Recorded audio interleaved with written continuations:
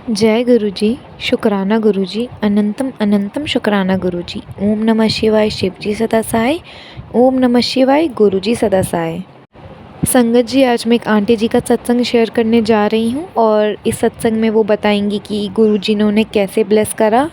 ये एक डिवाइन सत्संग होने वाला है, तो आप अंत तक बने रहे। अगर कोई सत्संग करते हुए भूल चूक हो जाए तो गुरुजी और संगत जी हमें माफ़ कीजिएगा। जय गुरुजी, शुक्राना गुरुजी। ओम नमः शिवाय, शिवजी सदा सहाय। ओम नमः शिवाय, गुरुजी सदा सहाय। जय गुरुजी, शुक्राना गुरुजी, अनंतम अनंतम शुक्राना गुरुजी। सारी संगत को जय गुरुजी। आज मैं अपने सत्संग शेयर करने वाली हूँ और अपनी मदर और ब्रदर के भी। तो मैं अपने सत्संग से पहले शुरू करूँगी। मुझे गुरुजी से जुड़े हुए 6 ईयर के करीब हो गए थे पर मुझे कभी भी मौका नहीं मिला कि मैं किसी सत्संग में जा पाऊँ। अभी पिछले महीने 21 तारीख को मैं पहली बार गुरुजी ने मुझे अपने सत्संग में बुलाया और उसके बाद अभी मैं सैटरडे को फिर से एक सत्संग में गई हूँ। तो आपका बहुत बहुत शुक्राना गुरुजी, इतना टाइम लगाया आपने मुझे सत्संग में बुलाने का और अब आप रेगुलर मुझे सत्संग में बुला रहे हो, अपनी ब्लेसिंग्स दे रहे हो, उसका बहुत बहुत शुक्राना गुरुजी। और गुरुजी ने मुझे हेल्थ भी ब्लेस की है। मेरी अंडर आर्म्स में एक गांठ टाइप कुछ था जिसमें मुझे पेन भी रहता था और काफ़ी वो बल्ज सा बाहर की तरफ थोड़ा पोर्शन वो बाहर था। एक आप कह सकते हो मांस की एक प्रॉपर एक गांठ जो बहुत लॉन्ग टाइम से थी, ऑलमोस्ट 10 ईयर्स आप कह सकते हो। अब वो कुछ टाइम से मैंने उसको ध्यान दिया। गुरुजी के मैसेज काफ़ी आ रहे थे, मैं तुझे हेल्थ ब्लेस कर रहा हूँ, मैं तुझे हेल्थ ब्लेस कर रहा हूँ। तो मैंने कहा पता नहीं क्या हेल्थ ब्लेस कर रहे हैं। धीरे धीरे मैंने नोटिस करना शुरू किया तो जो वो गांठ थी वो 90% रह गई है अब। तो मैं बहुत खुश हुई, गुरुजी का शुक्राना किया। उसके बाद मुझे बैक पेन भी काफ़ी रहता था, लॉन्ग टाइम से रेगुलर ही रहता था। अब काफ़ी टाइम से वो भी ठीक है। और मैं जब पहली बार सत्संग में गई थी तो 2 घंटे के करीब मुझे बैठना पड़ा था। तो मेरे पैरों में काफ़ी दर्द था, मेरे पैरों में प्रॉब्लम रहती है, थोड़ा चलना ज़्यादा हो जाता है या कुछ प्रॉब्लम हो जाती है तो परेशानी होती है। तो मुझे काफ़ी प्रॉब्लम हुई बैठे रहने में। मैंने गुरुजी से वहाँ अरदास भी की, गुरुजी इतनी देर मुझे बैठना पड़ रहा है, बार बार पैरों में मेरे पैर सो रहे हैं, कभी कभी पेन हो रहा है, कभी कुछ हो रहा है। तो अभी जब मैं लास्ट अभी जो दूसरे सत्संग में जिस दिन मैं गई उस दिन मैंने नोट किया, मैं 2 घंटे तक बैठी रही और मुझे मूव भी नहीं करना पड़ा इधर भी उधर भी, और ना मुझे कोई पेन हुआ। उसके लिए भी गुरुजी आपका बहुत बहुत शुक्राना। इसके बाद मैं अब शेयर करूँगी अपनी मम्मी का एक सत्संग। मम्मी का सत्संग इस तरह से है, उनको बहुत टाइम पहले एक ऑपरेशन हुआ था तो उन्हें कंटिन्यूसली ना पेन रहता था स्टमक में। वो बताते रहते थे यहाँ पेन है, ऐसे है, बट कभी खास वो दिखाते नहीं थे क्योंकि ऑपरेशन हो रखा था। तो ऑपरेशन के बाद उन्हें लगता था ये चीज़ें नॉर्मल है और ऐसी कोई प्रॉब्लम नहीं है, वो होता ही है पेन।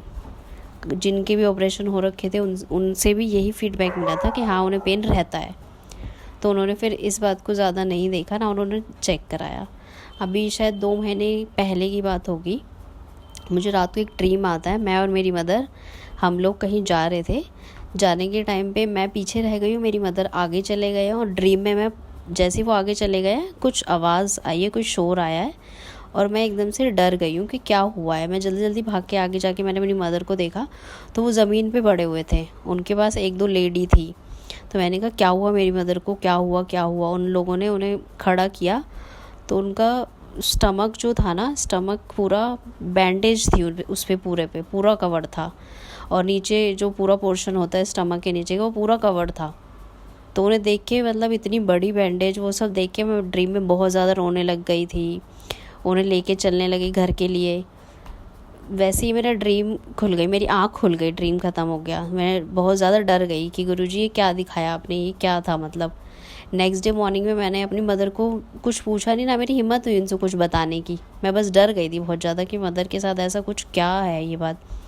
मैंने फेसबुक जैसे जनरली हम लोग मॉर्निंग में देखते हैं तो मैंने देखा, उसमें मैंने देखा कि गुरुजी का मैसेज आया हुआ था कि बहुत सारे कष्ट तो मैं ड्रीम में ही निकाल देता हूँ, ड्रीम में ही ख़त्म कर देता हूँ आपके। तो वो देखकर मुझे लगा कि शायद कुछ ऐसा था मदर के, मेरी क्योंकि उन्हें पेन रहता था, शायद कुछ ऐसा था जो गुरुजी ने ठीक कर दिया जो हमें पता नहीं था। उसके बाद फिर एक मैसेज और आया कि तेरी मदर को मैंने नई लाइफ ब्लेस कर दी। वो पढ़ के मुझे फिर उस ड्रीम का मीनिंग समझ आया और फिर मैं काफ़ी खुश हुई, गुरुजी को शुक्राना किया। और फिर से गुरुजी आपका बहुत बहुत शुक्राना, मेरी मदर को आपने ड्रीम में ही क्योर कर दिया। फिर मैंने अपनी मदर को ये ड्रीम 2-3 दिन के बाद बताया। पहले मैंने उनसे पूछा आपके स्टमक में प्रॉब्लम हो रही है, पेन है? तो उन्होंने कहा नहीं अभी तो ऐसा कुछ नहीं लग रहा मुझे, ठीक है। तो मैंने कहा ऐसे ऐसे मैंने गुरुजी का ड्रीम देखा था। फिर उन्होंने भी गुरुजी को शुक्राना किया।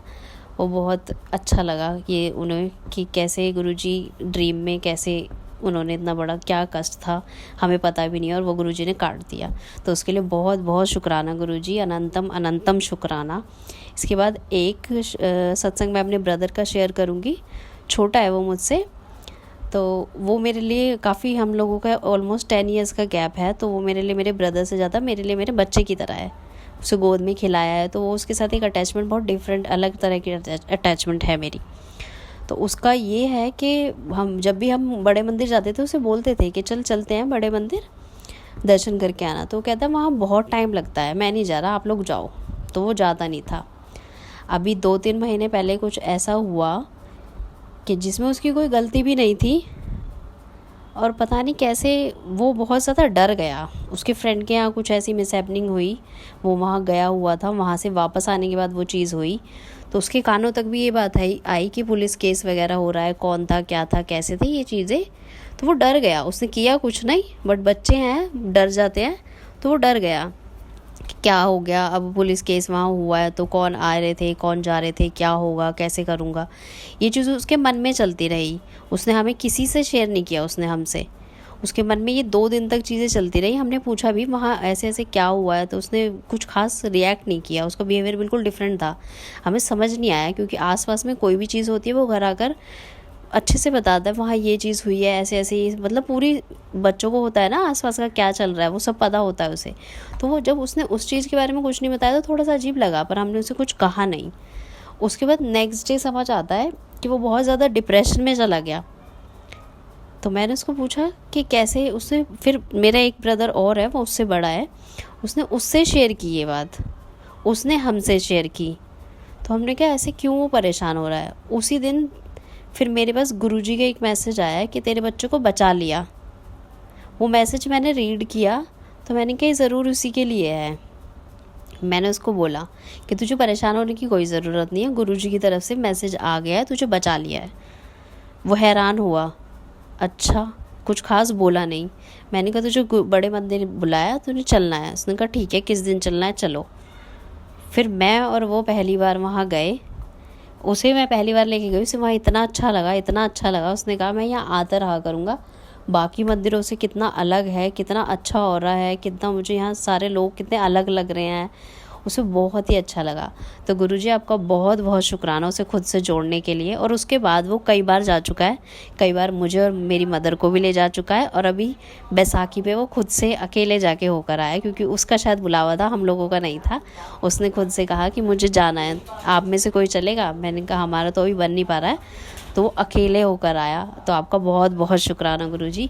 और अभी लास्ट जिस सत्संग में हम गए थे उस सत्संग में भी वो गया और उसे वहाँ भी बहुत अच्छा लगा। तो वो धीरे धीरे अब गुरुजी से जोड़ रहे हैं खुद से। तो उसका बहुत बहुत शुक्राना गुरुजी। हम सब बच्चों को अपनी कृपा दृष्टि में रखना गुरुजी, हम सबको अपने कमल चरणों से लगाए रखना, हम सबको अपनी बहुत सारी ब्लेसिंग्स देना। आपका बहुत बहुत शुक्राना गुरुजी, अनंतम अनंतम शुक्राना। ओम नमः शिवाय, शिवजी सदा सहाय। ओम नमः शिवाय, गुरुजी सदा सहाय। जय गुरुजी, शुक्राना गुरुजी।